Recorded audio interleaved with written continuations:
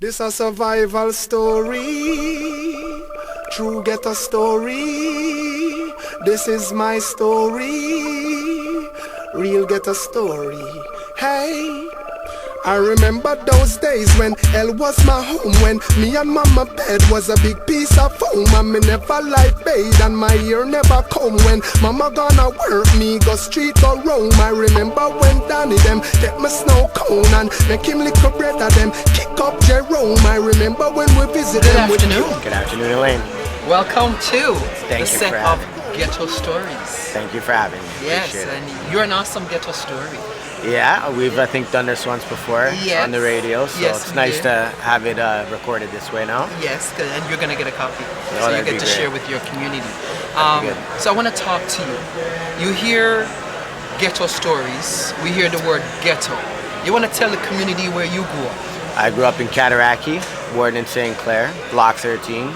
Everybody knows about Block 13. I think it's a more popular name today than it was, Back- or Cat, Yes. as some back people in would the day. refer to it. But yeah, yes, and this is where we know each other Yes. and became first acquainted. And you're a huge role model in my life. Thank you. So I'm happy to be here to show you support now. Yes. So what was that? So I want you to tell the community that journey.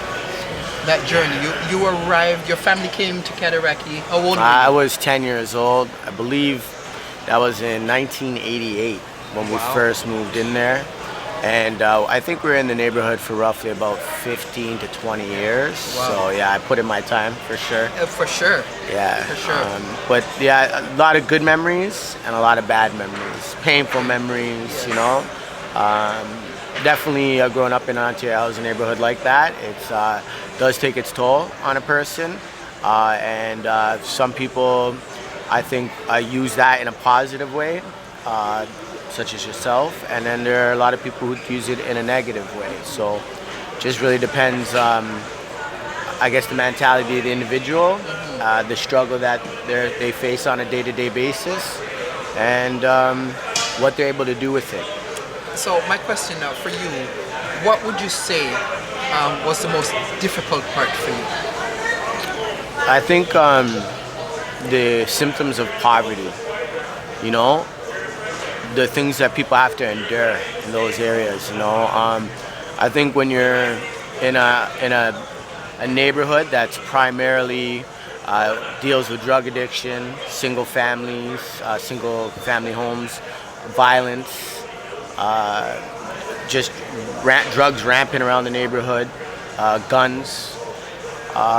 It's you know, it's a bit of a conundrum, and when you throw all that together and you have all, you know, pretty much every house has those similar situations that they're contending with, it's just a crock pot of trouble. And yeah, so I think that was the most troubling thing about growing up in the neighborhood, is that you're right on the front line of it all, and so it's kind of right in your face every day. So it's hard to get away from. You know me, I ask the tough questions.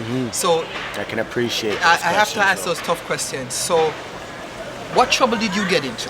Because majority of and we say it with the understanding in the context that it is. A lot of youths that come from our TCHC, fancy name now, back in the day we called it Metro Housing, Yeah. that grew up in those communities. We'd say on a scale of 1 to 10, 7 of them Right. got into something. Right. What was that something that you Well, got into? I was, you know, I was getting into trouble before I could be charged on the Young Offenders Act. So I was being brought home back then, 10, 11 years old, and they would just drop me off, say, hey, this is what we caught your son doing. And so, you know, after a little while, either bothering my mom or sneaking out, I'd finally get out of the house and I'd be right back at it. So by the time I turned 12 years old, the police were waiting for me. And so I had my first young offenders charge just shortly after my birthday on my 12th year, and I was thrown into 311 Jarvis. What did you do? For the most part, it was property related offenses, stuff like that, violence, assault with a weapon, like things like that, where, you know, it was just a lot of fighting. Very early in my life, I was involved in a lot of altercations. You had to be tough, and you're surrounded by predators, and predators can sense weakness, and so when you grow up in a neighborhood like that, you don't want to show weakness.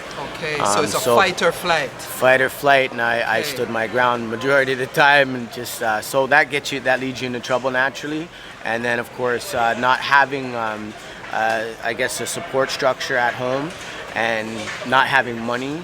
Property related offenses were something that I got myself in and out of trouble a lot with, because if there was something for the taking and I knew I could make money with it and I could support myself that way, I did make a poor decision being young and not having the proper guidance in my life. But unfortunately, I did took the opportunity wherever it laid at that time, and just to try to support myself. Children's Aid could really have a grip on me, because they couldn't hold me down, unless I was in a maximum security facility.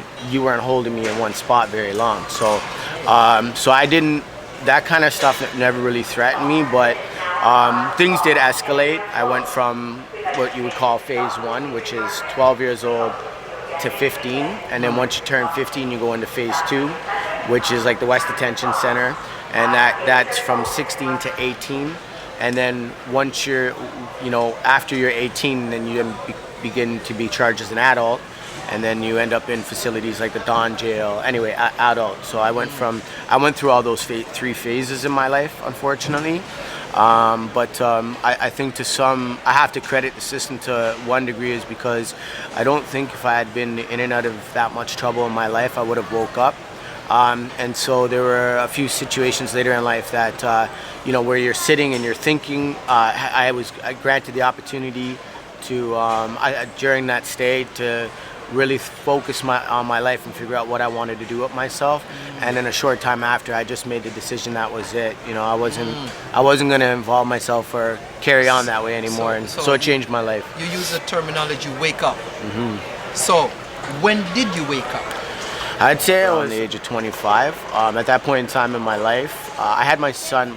He was born when I was 20.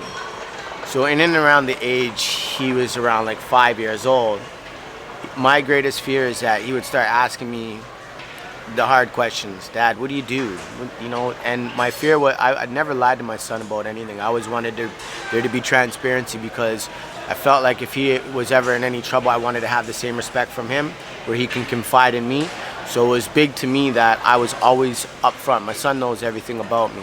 And so, but at that point in time, I felt embarrassed, because I couldn't really give him anything that had any structure to it. So you didn't finish high school? Didn't finish high school. Didn't even go to high school, really. I probably spent maybe a couple months in grade 9, if I was lucky. And school wasn't for me. Because I didn't have parents in my life. I was abandoned when I was 12 years old. In Cataraqui, I was left to my own demise, kind of thing, or to my own, thank God I was street smart and savvy at the time, because I was able to carry my own weight, surprisingly enough, for a 12-year-old kid.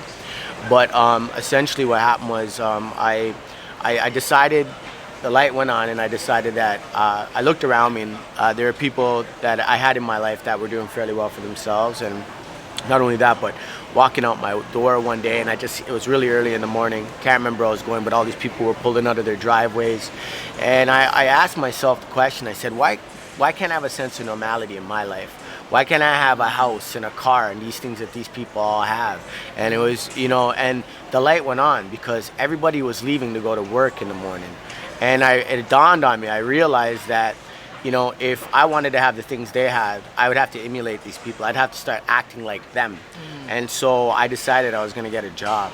And so I got myself into construction. I worked some odd jobs as a laborer. Led me into the roofing industry, where I did some work with some friends, and I was laboring. And I kind of caught on to the system of how the work was completed on a day-to-day basis. And I just thought to myself, well, if I can, maybe get the odd job here or there, I might be able to make a little bit of money. And I'm just thinking like a garage or a porch, or just little projects, but it would be an extra source of income for me. And so I decided I was going to go ahead and start my own roofing company. Wow. Yeah, and so I've now been in business for 15 years. Wow. It started off just roofing, but now I'm more of a general contractor than a roofer. So we specialize in roofing, but we pretty much do everything under the sun. So essentially, I began to flyer. I started getting the odd job here and there. With each project that I did, I would get deposits, so I would furnish material brought in business. From one job to the other, we would receive deposits. So with the deposit money, I would furnish material. Whatever the balance was left over, I would generally purchase tools for the job on that given day, depending on what it was we needed. I started my company with a Honda Accord, 40-foot ladder, so I was literally piling material in and out of my car every day. It was a beautiful car too, had nice leather interior, and I use it as a roofing. Hey, it had to be a decision. Then you had to make the decision. After a little while of gaining business and establishing good relationships with people, because I foster relationships over the work, so to speak. I always told my clients the invoice is only as good as the end of the job. Good relationships last a lifetime. So I realized in doing work for people and doing a good job and not rushing to do the job and get out of there just to make the money, I felt like if I could foster a good relationship with these people and earn their trust, that it was likely that any time a roof would need to be done or somebody they knew needed work done, our name would be on the tip of their tongue. Nice. So 15 years later, we're usually booked at least 3 to 6 months in advance. So we're always busy. We go all year long. We do additions, we do interlock, retaining walls, renovations, kitchens, bathrooms. So my question is, where did you learn to do all of this? Well, it's funny because initially, the roofing side of things, I did have a supporting cast around me of guys that were experienced in the trade. And what happened was, I guess when you're in construction though, there is a general construction, like a common sense, if you will. And then a lot of times too is just researching what you're doing and before you take on a project, make sure that you have the skilled trades around you that are able to help you. So like today as an example, I used to be hands in on everything, but nowadays I more delegate the work out to skilled trades. So I got the work coming in, I quote the jobs, I set material on the projects, I then contact the skilled trades, let them know where the projects are, give them a work order, and they go and they do their jobs. We just inspect the work when it's all done, make sure that everything is up to satisfaction and then some, and customers are completely satisfied. And then we bill and everybody gets paid. So we generally render more services than what we get paid for on any job. Nice. So we always go the extra mile. Yeah. You grew straight from Cataraqui, where when people hear that name, they flinch. Yeah. You know what I mean? When people hear about it, oh my God. So do you tell, or do you share that with people when you say, because they have this perception. I'm a boy from the hood, like me. Right. I'm a woman from a girl from the hood. So wherever I go, I represent that, and I represent it in the sense of this has been my journey. I want you to see and understand my journey. So when you do what you do you let the people know that I'm a boy from the hood? I actually try to share my story as often as I can with people. Nice. For words of encouragement. Yes. Because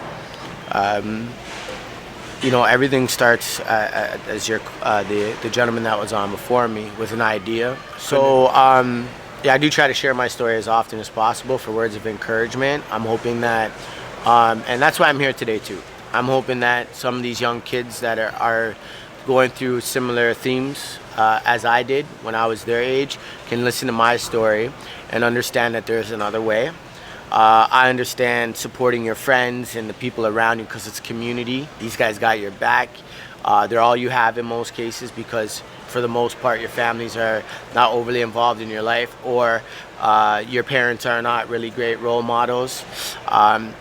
But even in saying that, some of the people within the community that you live are not great role models either. You might think that these guys are cool and you look up to them, and it's not no pun on anybody, because again I know the struggle and I understand the things going on in those areas, but there's definitely another way. If there are repercussions to the things that you do on a day-to-day basis, you risk your life, you risk your freedom, you risk hurting somebody else, you need to rethink what it is you're doing, and you need to change the way you apply yourself day to day.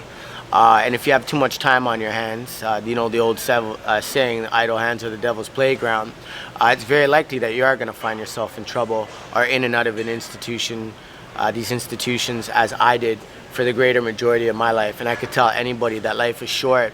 I've lost way too many friends, acquaintances, family, that even one day locked up in jail is too many. And so I hope that people that are listening out there take my words and my advice and try to, occupy their time and themselves with things that are more constructive and productive. The first thing I'd like to point out is that there's a book that I read that changed my thinking and the direction in which my life was traveling, and it's called Think and Grow Rich by Napoleon Hill. And it talks about struggle and it talks about failure. And failure is the number one premise in this book, that you need to embrace it, because it's not very often a person can try something and fail 2 or 3 times, or fail poorly or miserably, and continue to want to do it. But the fact is if you have a dream and you want to do something and you're eager and you're persistent and you don't give up, you don't throw in the towel, and you embrace your failures and you learn from them, and then the lessons you learn learn to adjust yourself and apply yourself differently.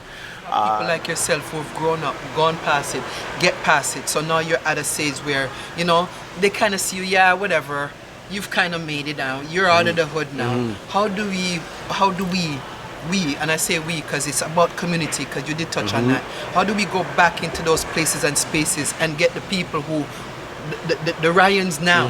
Because there's a Ryan now. That's a great and there's a question. bunch of Ryans all around. So how do we go back and get the Ryans now to come out of and to see the bigger picture and to see that there is something for them out there other than a life of, and I'm not accusing anything or anybody, the life of crime. Right. Because that seems to be a big one that takes over the community. For 2 parts. One, I like getting a message to people like that. I can understand their thinking. You feel segregated.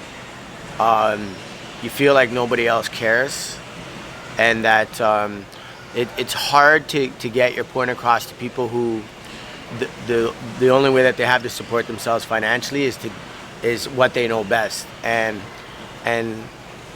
so they're gonna, for the most part, I see people in that environment.